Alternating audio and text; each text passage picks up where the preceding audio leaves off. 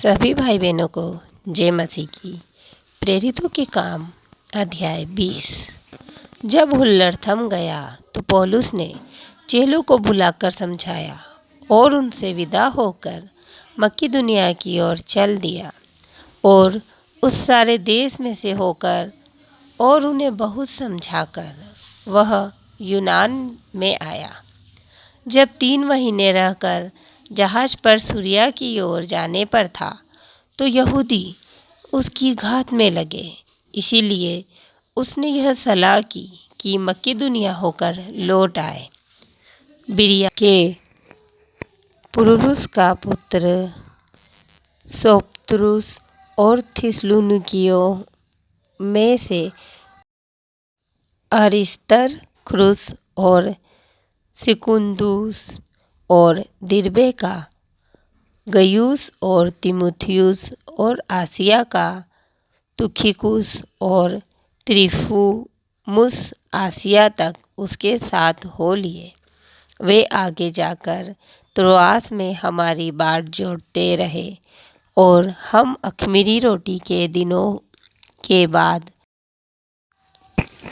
फिलिप्पी से जहाज पर चढ़कर 5 दिन में त्रोआस में उसके पास पहुँचे और 7 दिन तक वहीं रहे। सप्ताह के पहले दिन जब हम रोटी तोड़ने के लिए इकट्ठे हुए तो पौलुस ने, जो दूसरे दिन चले जाने पर था, उनसे बातें की और आधी रात तक बातें करता रहा। जिस अटारी पर हम इकट्ठे थे उसमें बहुत दिए जल रहे थे और यूतुखुस नाम का एक जवान खिड़की पर बैठा हुआ गहरी नींद से झूक रहा था। जब पौलुस देर तक बातें करता रहा तो वह नींद के झोंके में तीसरी अटारी पर से गिर पड़ा और मरा हुआ उठाया गया। परंतु पौलुस उतरकर उससे लिपट गया और गले लगाकर कहा, घबराओ नहीं, क्योंकि उसका प्राण उसी में है।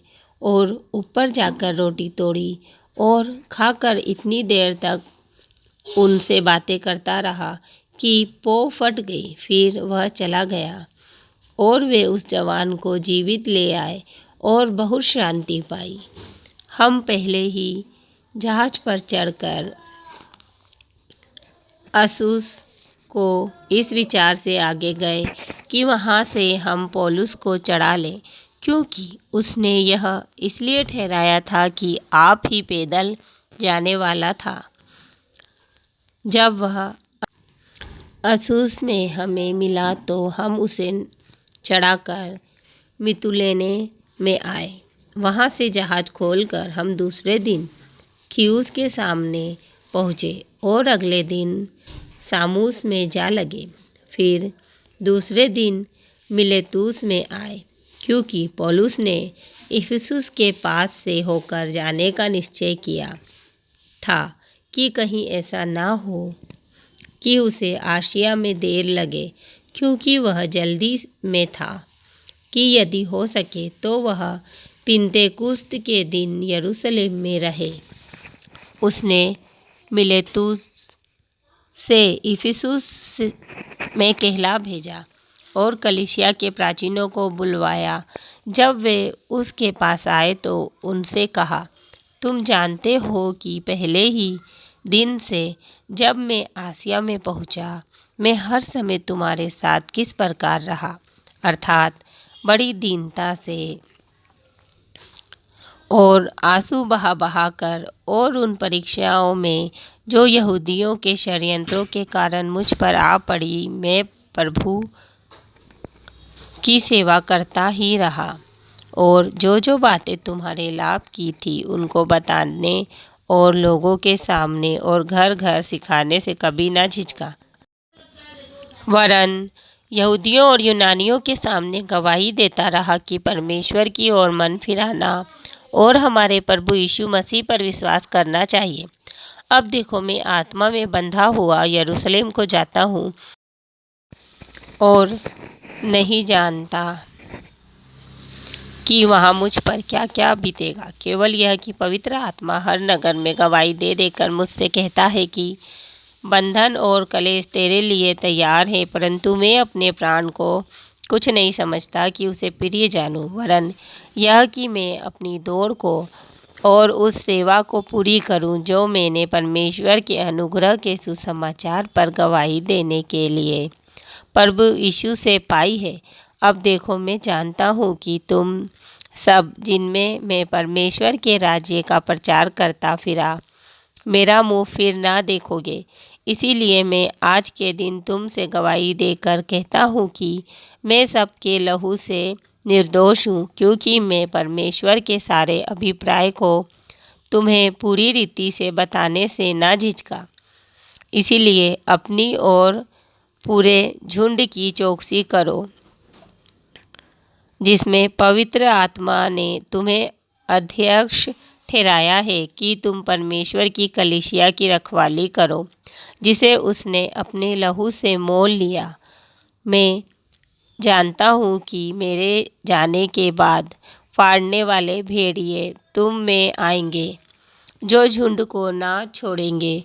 तुम्हारे ही बीच में से भी ऐसे ऐसे मनुष्य उठेंगे जो चेलों को अपने पीछे खींच लेने को टेढ़ी मेढ़ी बातें कहेंगे।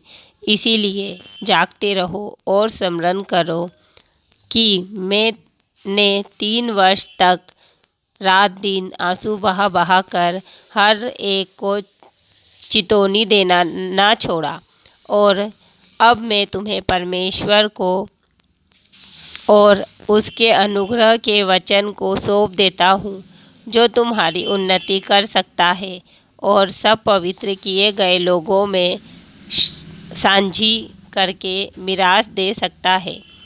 मैंने किसी से चांदी, सोने या कपड़े का लालच नहीं किया। तुम आप ही जानते हो कि इन्हीं हाथों ने मेरी और मेरे साथियों की आवश्यकता पूरी की।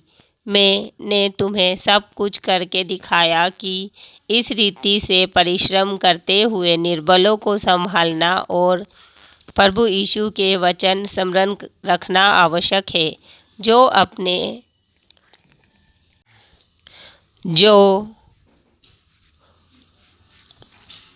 उसने आप ही कहा है, लेने से देना धन्य है।